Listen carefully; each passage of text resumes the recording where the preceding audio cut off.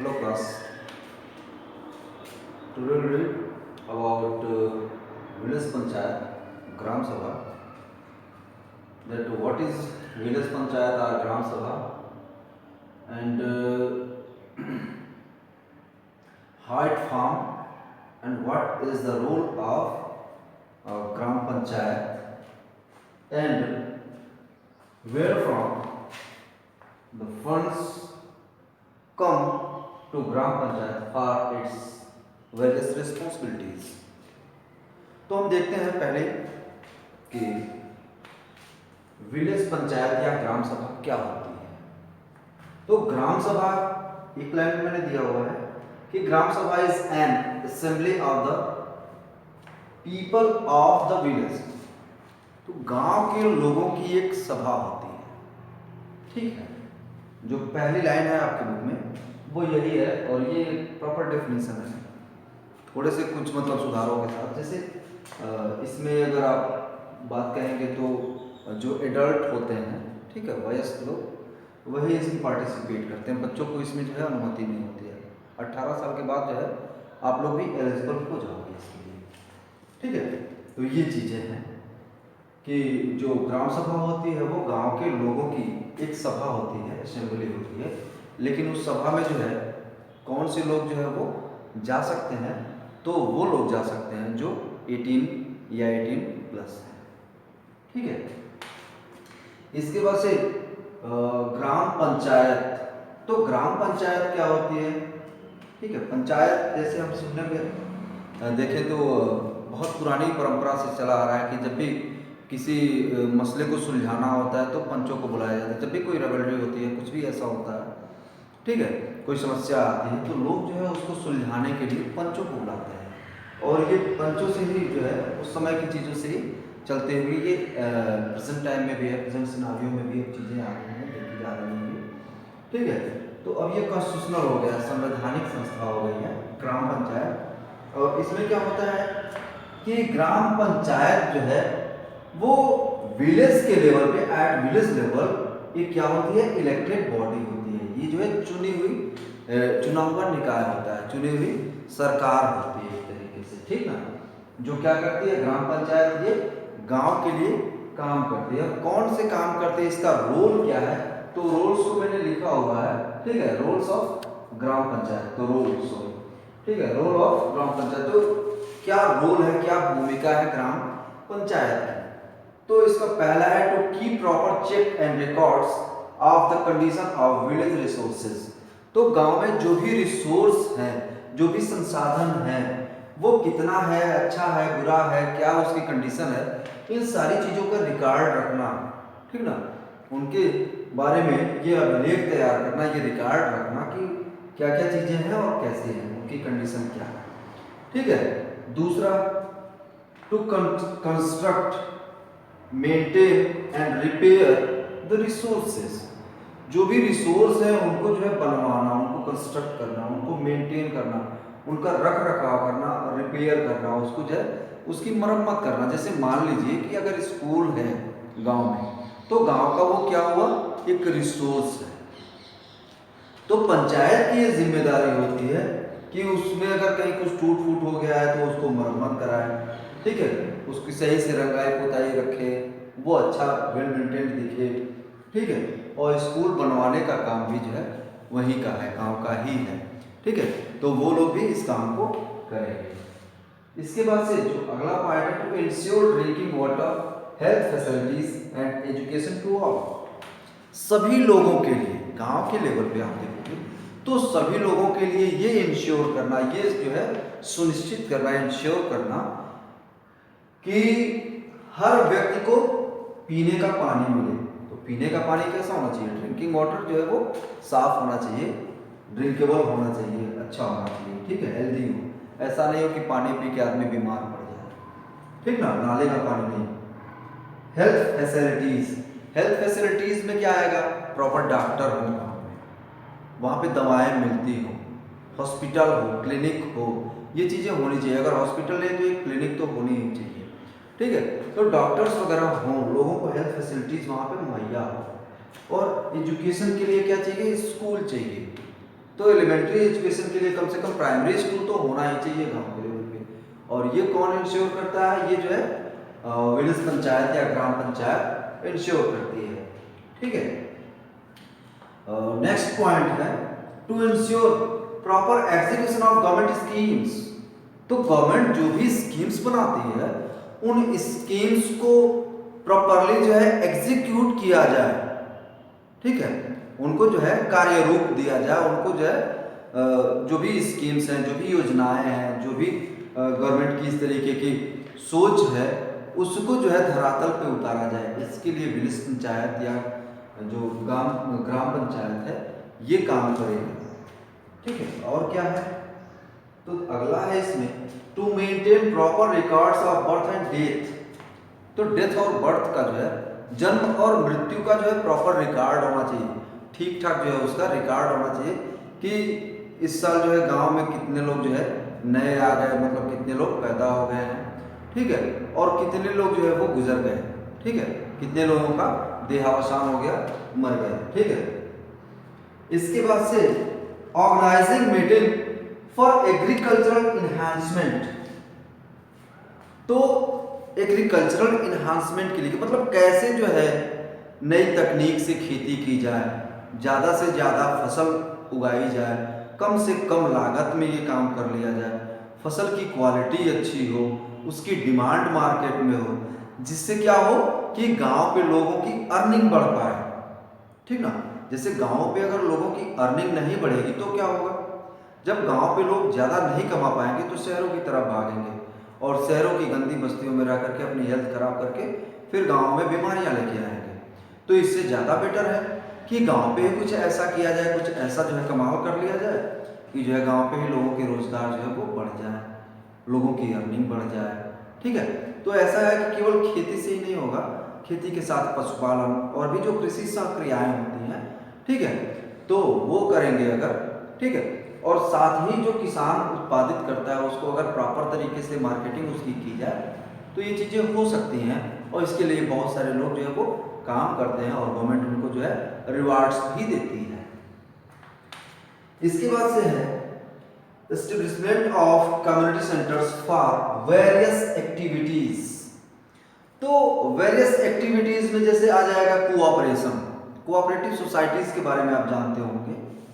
ठीक है, तो गांव की ये जो है एक स्पेशल फीचर होती है कि वहाँ के लोग जो भी काम करते हैं तो मिलजुल करके जो है काम कर लेते हैं।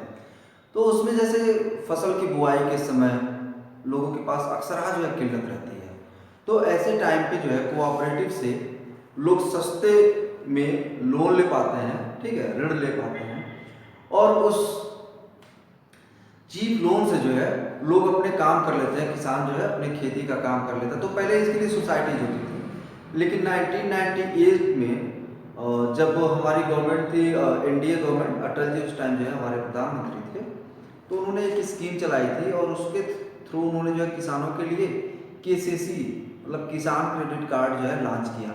तो गांव के लेवल पे आप देखेंगे बहुत सारे जो अच्छे किसान हैं उनके पास ये चीज़ें अवेलेबल रहती हैं और उससे भी जो है लोग सस्ता ऋण जो है जो चीप लोन्स की बात मैंने कही वो जो है बैंकों से, जो भी हमारे कमर्शियल बैंक्स हैं उनसे पा जाते हैं और फिर उससे जो है अपनी खेती को अच्छे से कर पाते हैं। जब भी उनका प्रोडक्शन होता है फिर उसको बेच करके वो बैंक का लोन चुकता कर देते हैं। तो ये जो है गवर्नमेंट ने स्कीम्स चलाई है और ग्राम सभा जो है जैसे बैंक के लेवल पे तो नहीं, लेकिन हाँ सोसाइटी क्रिएशन के लिए, कोऑपरेटिव्स के लिए जो है वो काम करती है। तो इस तरीके की चीज़ें। फिर जो लास्ट है to hold gram sabha meeting for the betterment of the village. Gram sabha की मीटिंग बुलाई जाती है और मीटिंग में सभी लोग आते हैं और उसमें जो है ग्राम सभा के विकास के लिए कि और अच्छा कैसे किया जाए, कैसे और बेहतरी लाई जाए गांव में। ठीक है, तो इसके लिए लोग जो है विचार विमर्श करते हैं, डिस्कशन करते हैं और उसमें जो भी योग्य लोग होते हैं गांव के पढ़े लिखे समझदार लोग, ठीक है, या अनपढ़ और समझदार लोग जिनको चीज़ों की जानकारी है, तो वो जो है अपने सुझाव देते हैं और ऐसे अच्छे सुझावों को जो है ग्राम सभा एडॉप्ट करती है, अपने वहाँ उनको लागू भी करती है और इससे जो है गांव आगे बढ़ता है। अब जो सारे काम हैं, सारे काम जो करने के लिए क्या चाहिए? मनी चाहिए, फंड चाहिए और funds for the work panchayat, तो फंड्स कहाँ से आएंगे, ये एक समस्या है। तो एक चीज जो मैं आपको बता दूं कि there are 29 subjects are reserved for ग्राम सभा और पीआरआईज के लिए 29 सब्जेक्ट जो है विषय वो कॉन्स्टिट्यूशन में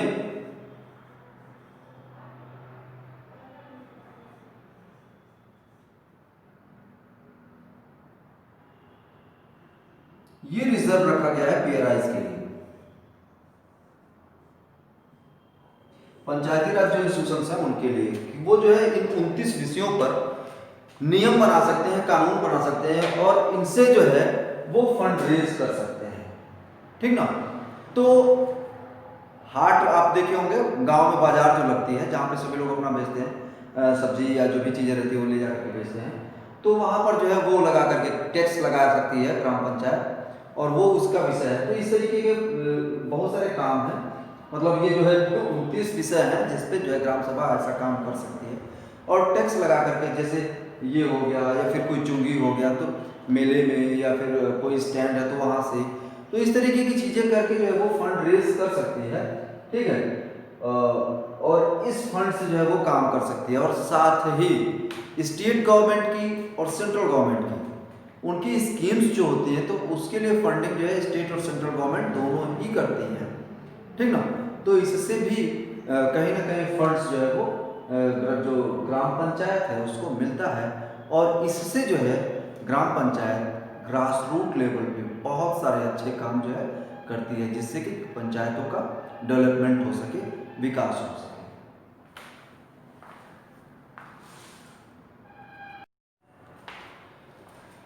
अब हम देखते हैं कि पंचायती राज में जो है वो जो रूरल एडमिनिस्ट्रेटिव सिस्टम है वो जो है कैसे काम करता है और क्या क्या चीज़ें, कौन कौन सी सर्विसेज हैं जो वो मिलती हैं, प्रोवाइड करते हैं पंचायत के लेवल पे गवर्नमेंट।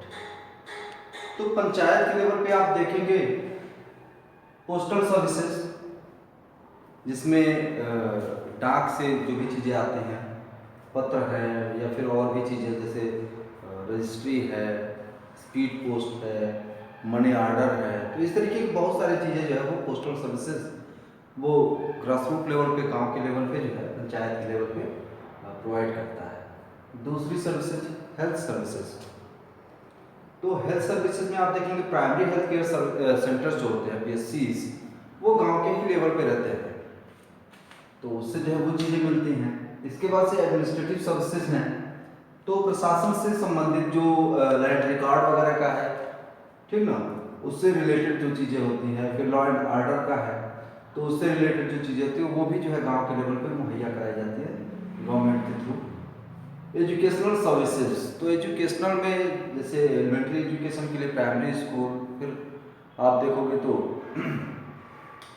हाई स्कूल, इंटरमीडिएट, तो कम से कम जो है एलिमेंट्री एजुकेशन तो जरूर ही गवर्नमेंट इंश्योर कराती है। इसके बाद से बैंकिंग सर्विसेज है, तो गांव में बैंकों के ऊपर जो है ये प्रेशर भी बनाया गया है RBI के थ्रू कि आप जो है अपनी कुछ शाखा जो है रूरल एरियाज में भी, मतलब जो देहात क्षेत्र है, गाँव के क्षेत्र है, वहाँ पर भी डालिए। और बैंकों ने ऐसा किया भी है, बहुत सारे जो है ऐसे कमर्शियल बैंक्स हैं जो गाँव के लेवल पे अपने ब्रांचेस डाले हुए हैं, ठीक है। तो ये जो है सर्विसेज हैं। इसके बाद से रूरल एडमिनिस्ट्रेशन में हम देख रहे हैं, तो यहाँ पे क्या है कि जब भी कोई डिस्प्यूट होता है लोगों को लेकर के, आपस में मारपीट झगड़ा या कुछ भी इस तरीके का होगा, तो कुछ तो पंचायत के लेवल पे ही जो है निपटा लिए जाते हैं। पंच लोग बैठ करके और जो है समझा बुझा करके बातों को सॉर्ट आउट कर लेते हैं जो भी प्रॉब्लम होती है। लेकिन कुछ मामले जो मतलब थोड़े से ज़्यादा गहरे होते हैं तो उन मामलों को जो है पुलिस स्टेशन तक ले जाया जाता है, जो भी नज़दीकी थाना होता है, ठीक है, वहाँ तक ले जाया जाता है। और वहाँ पर जो है पुलिस लोगों के बीच की जो भी चीज़ें रहती है, जो भी दिक्कतें रहती है, समझा बुझा करके या तो उसको सॉर्ट आउट करती है या फिर जो है वो कोर्ट जाते हैं। तो अक्सर आज सॉर्ट आउट ही होते हैं मसले, ठीक है। अब इसके बाद से पुलिस स्टेशन है, पुलिस है, तो उसका काम भी आप जान लो कि पुलिस स्टेशन का काम क्या है।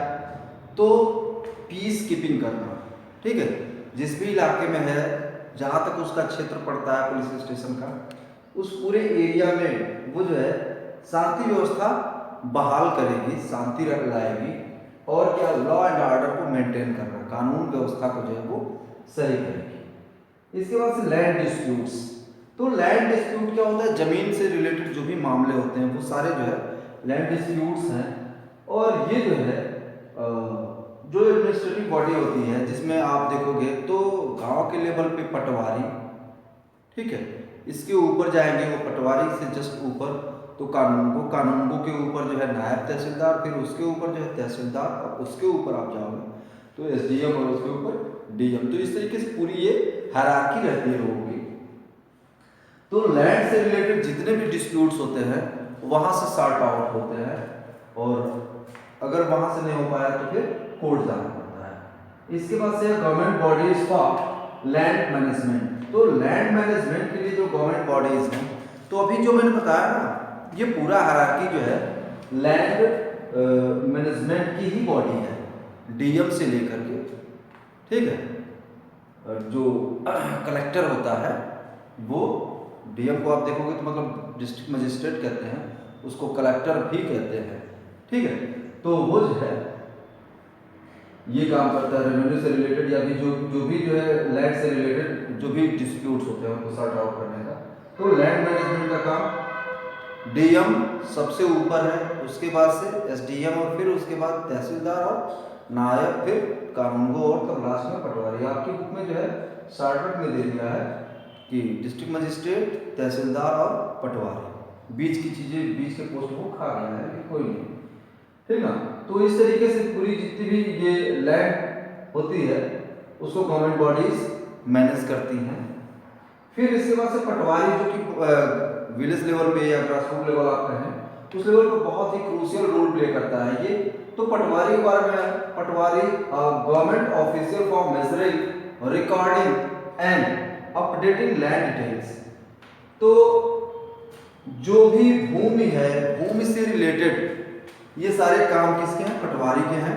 तो वो क्या करता है, मापने का काम, मेजर करने का, और रिकॉर्डिंग, उसका रिकॉर्ड रखने का, ठीक ना, अभिलेख रखने का, और अपडेटिंग लैंड डिटेल्स।